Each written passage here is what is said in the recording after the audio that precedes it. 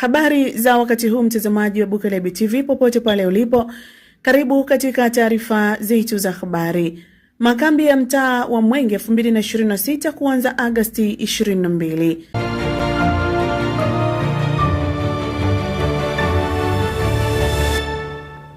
Kanisa la Adventista wa Sabato Mwenge jijini Dar es Salaam linatarajia kufanya makambi ya mtaa wa Mwenge 2026 yatakayofanyika kuanzia tarehe 22 hadi 29 Agosti 2026 katika viwanja vya kanisa hilo.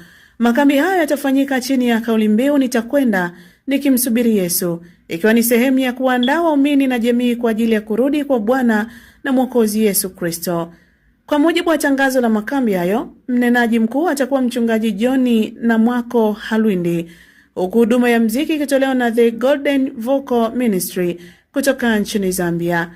Vipindi vya makambi vitafanyika kila siku kuanzia saa 2 kamili asubuhi hadi saa 1 kamili jioni, kwa ratiba itakayojumuisha sifa na kuabudu, maombi, mafundisho ya neno la Mungu pamoja na ushirika wa waumini na wageni. Waandaji wanakaribisha wakazi wa Dar es Salaam na maeneo mengine kushiriki katika makambi hayo ambayo yanalenga kutoa nafasi ya kujifunza, kuimarisha imani na kutafakari kuhusu maandalizi ya ujio wa Yesu Kristo. Kauli mbiu ya makambi hayo imechukuliwa katika ujumbe wa Yesu uliopo katika Luka 21:28 unaowakumbusha waumini kuinua vichwa vyao wanapoona dalili za matukio ya mwisho, kwa kuwa ukombozi wao umekaribia.